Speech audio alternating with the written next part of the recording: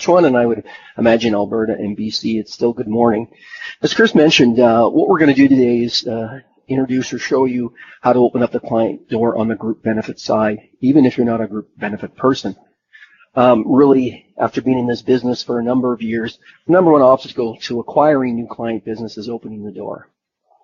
Advisors regularly tell me once they get the door open, they can generally acquire the business. What they need help on is prospecting or finding new clients. So we're going to show you a methodology that can be used to open the door for new group business and how you can acquire that business.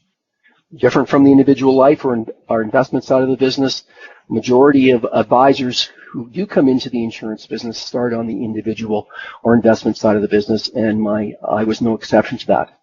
Sometimes in that side of the business, you're not as actively involved with the client. Sometimes when you meet a prospect, they may have not heard from their incumbent advisor for a week, a year, or many years. On group, it's different. On group, there can be daily, weekly, monthly contact with the employer or the client and the group advisor. So this is the difference in the group side of the business. So there's actually two steps to opening up the door. First step is getting a meeting, and the second step is acquiring that business. What we're going to show you and what PPI can do and what we'd like to illustrate to you today is we can help you build a block of business and help you outperform the competition. So opening the door, really, if you want to get into the group business, really, what do you need? Well, number one, really, is if you want to create a new revenue stream. That's a lot of motivation for advisors when they tell me they want to get into the group business, is really because you have that ongoing annual renewal revenue stream. So if you want to create a revenue stream, there's a couple things you need. One is you need some desire. There is going to be some work you have to do. The good news is you don't have to worry about hiring staff or being an expert in the group benefit marketplace. That's where PPI comes in. We're built to help you outperform the competition. Really, what is your work? Well, your work really is, to start, do you have potential prospects? So majority of advisors that we end up working with have been in the business, in the insurance business, at least for 2 or 3 years. A couple of the advisors we worked with haven't been in even that long. But a good place to start is existing clients and business owners. Who do you have that you have right now that does have a business? Again, since we are looking at the group business, it's good to look at business owners that are a little bit larger, meaning they probably have at least 20 to 30 employees. We want to make it worth your time and certainly your client's time. So, do you have the prospects, a potential market? Secondly, if you're looking for potential prospects, centers of influence work extremely well on the group side of the business, just as they do on the individual side. We regularly get referrals through a number of accountants and a number of accounting firms. On the individual side, again, you have those centers of influence. Accountants, for example, do get a lot of questions from clients, even around group benefits. We actually have created a presentation that we go around with advisors to various accountants and accounting firms. And really the gist of that presentation is if they have a client who comes up with a question and you're thinking about benefits, think about us.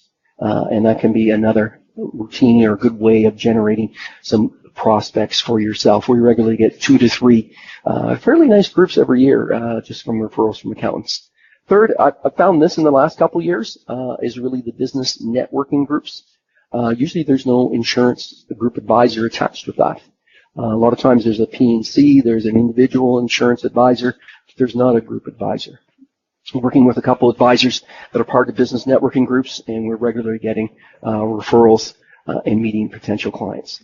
So that's a couple of points you need to do. And lastly, what you really need to have is you need to have a group benefit introductory statement. So, what are you going to say?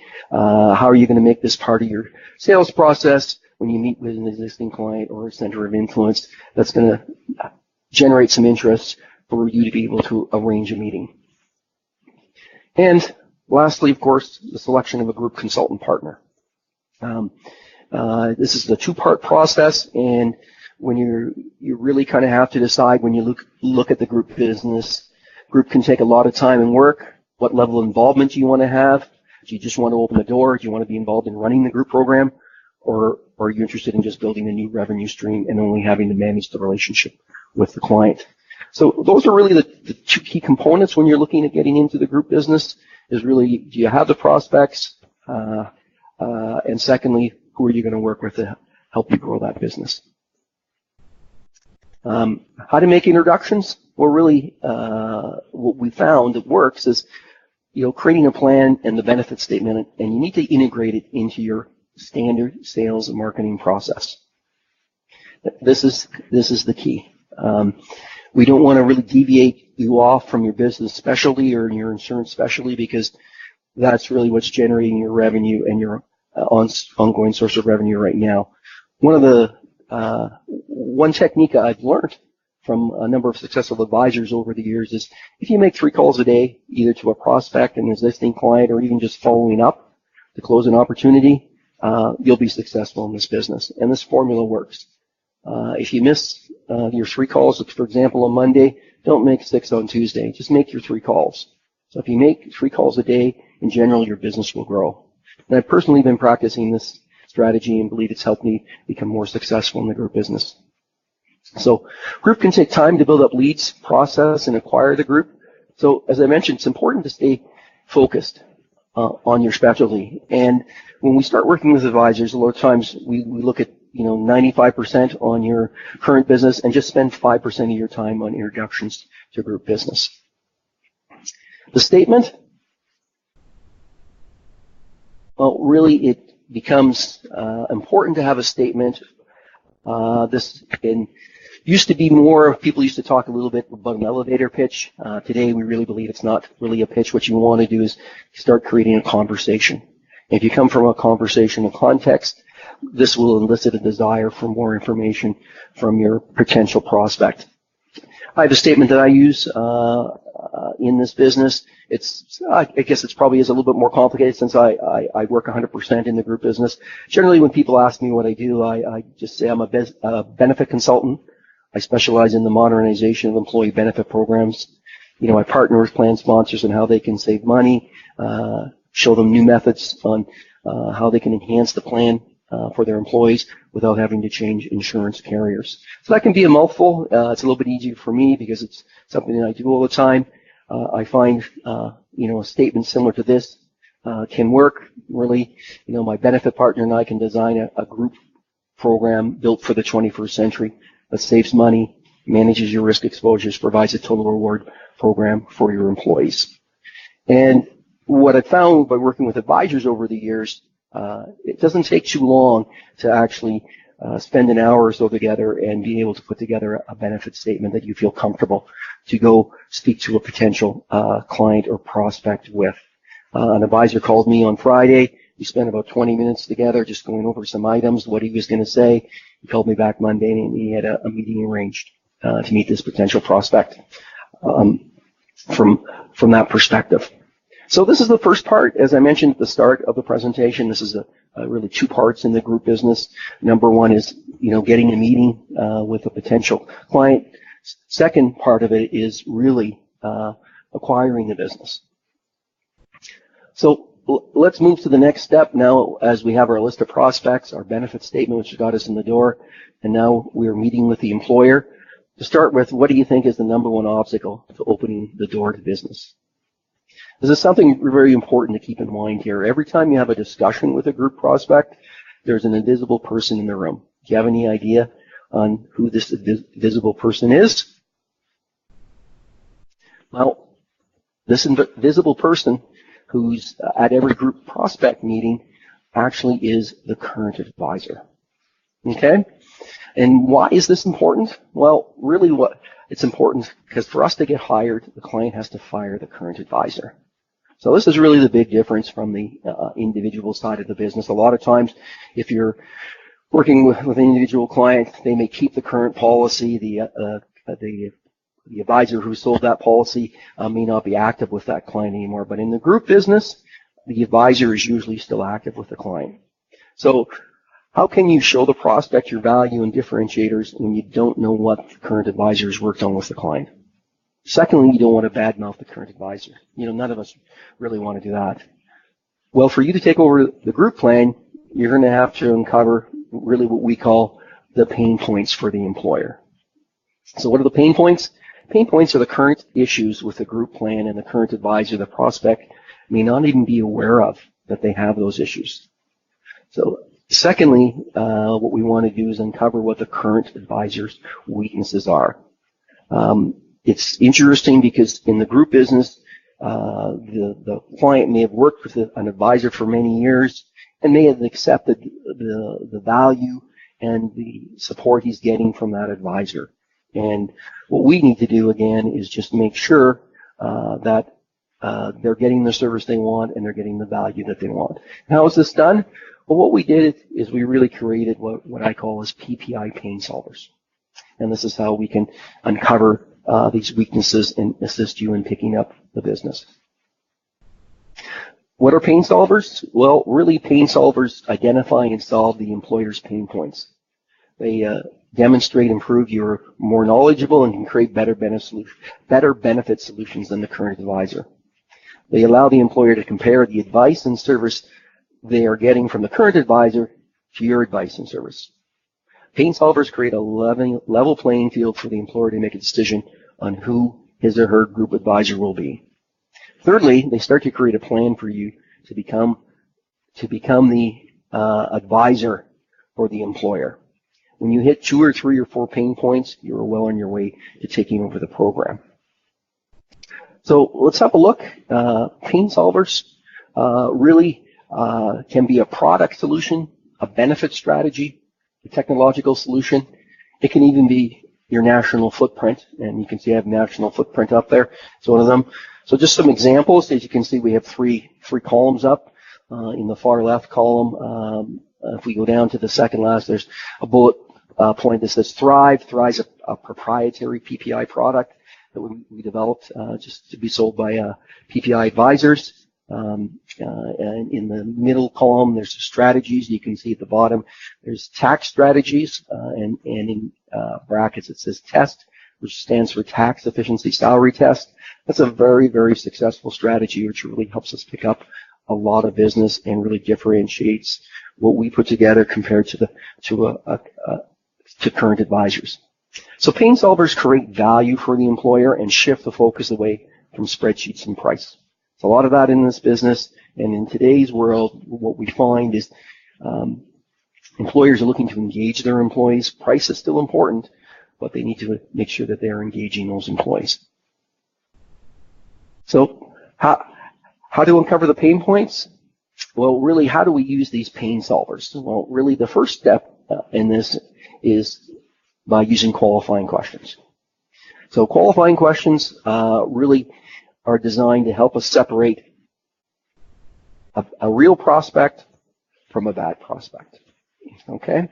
So why is this important, really? Well, one, time is money. We don't want to waste our time, your time, or the prospective client's time with someone who isn't interested, or if they're just looking for free consulting advice. And again, as I mentioned, the pain solvers are going to allow that prospective client to make a decision about, are they satisfied with their current advisor, or if they're not, what services and benefits can you provide? So what I'm going to do is I'm just going to run you through an example of some qualifying questions to drive the pain solver.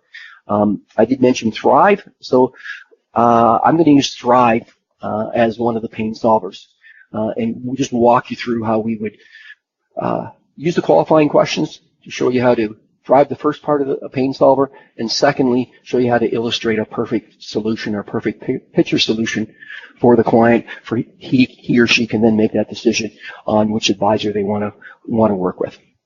So there are some questions to ask, and really the first question I always find, it's always good to start off with a little bit more of a broader question. It helps develop rapport. So what does your current plan cover in terms of benefits? So usually a prospective client will usually give you a rundown, what carrier they're with, what do they have for coverage, life, LTD, health and dental, usually the standard. And that then gives you some clues. So if the client says, and I'll just use Manulife because they spring to my head, then I know compared to our Thrive product, that differentiates between what Manulife offers. So then I would ask the following questions. Are your expenses locked in at a flat fee for 40 months? As I know, The incumbent carrier here does not do that. Does your program provide employees with cancer coverage at no additional cost? And again, I know the incumbent carrier doesn't offer that. And can your employees save money from over 2,000 vendors with your benefit program? And again, I know in this case the incumbent carrier doesn't provide that. So I find 85, 90% of the time the answer to these questions from a prospective employer are no, I don't have that. Okay, so now that we know they may have created some pain, you may be able to tell from the response that the prospective client's kind of surprised about this. Now what we need to do is illustrate the perfect solution for the client. And how we do this, again, is we lay out the solution using 3 or 4 points. So the first point that we always like to do is I like to allow the client to do a comparison to their current advisor. So I generally say, I'm curious, when your current advisor met with you to discuss the new innovations available in the marketplace, okay, so now the client can do a comparison. Did the current advisor come in and show the new innovations in the marketplace? If they did, all the more power to them. But if they didn't, then there's an opportunity here for you. And showed you how, and I'm just going to put the rest of them up because this is generally what I say, showed you how you could freeze your administration costs, enhance your current benefit program, avoid administrative hassles so that you're controlling costs and improving the program. Okay? So that allows, or it actually creates kind of a picture-perfect solution for that client. They can visualize that solution. And then I usually ask what decisions were made. And if they say no, no decisions were made because my advisor never talked about that, then I usually ask them maybe is this not important? If they say it's important, then we go on and have a discussion about it. If they say it's kind of important, but it's not that important, I say, well, can I ask you another question? So it's important that the employer confirm this is important to continue on the track before asking another question. And when you've done this, what you've done now, you've just outperformed the current advisor. So now you've created kind of a wedge or a space between that current advisor and that client. So how should the client react? Well, the end result really is there should be some pain.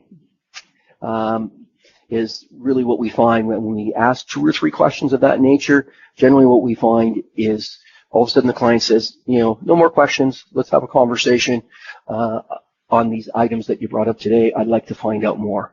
So really the overall process really is it's building up some rapport, asking some qualifying questions, creating that picture perfect solution, and then really creating kind of that kind of takeaway for them that they can do that comparison to the current advisor, and then you're able to lay the stage down for next steps.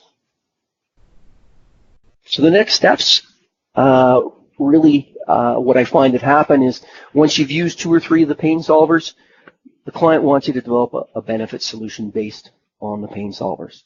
And generally what I say, okay, what would you like me to do? And they usually say, can you put together a proposal or a solution based on what we discussed today? So that's the first part. You kind of get the buy-in. The next part is I like to discuss up front how the change of the advisor process works. We asked our qualifying questions to find out whether they were a good or bad prospect. But now what we want to do is find out what that relationship's like with that current advisor. In this business, sometimes people are just looking for free advice and free consulting advice. It's very frustrating when that happens, and they take what you put together and go back to their current advisor. And I usually have a little bit of a statement. I usually go something like this. Suppose in 3 weeks we come back with a proposal and it addresses all the issues we discussed today. You may be saying to yourself, I think I found a new advisor. Can you imagine that happening? What are you going to say to your current advisor if that's the case? And from then, we get the buy-in, we come back, we present the solution, we implement the new program, and yes, really what happens is you get paid, which is always an important part in the insurance business. So just to kind of wrap up the discussion today, certainly in today's world, insurance is becoming more specialized. Group insurance is no exception.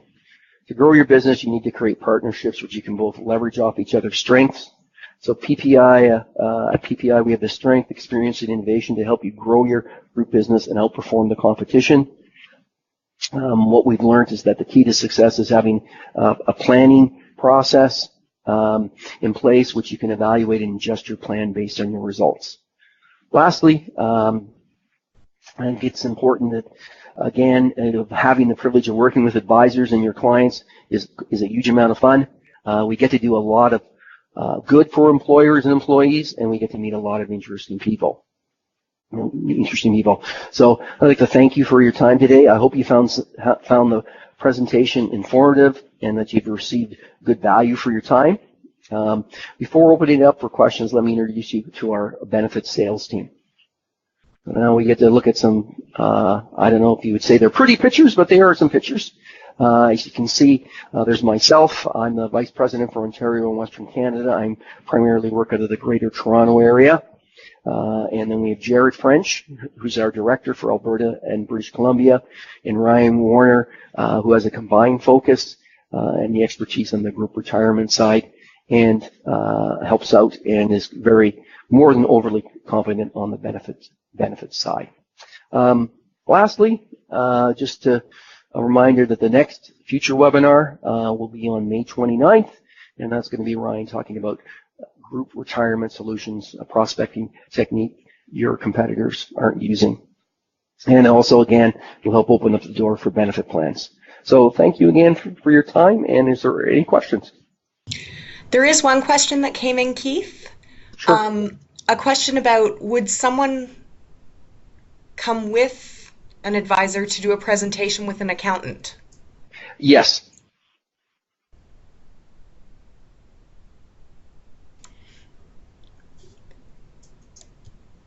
Those are all the questions that have come in so far.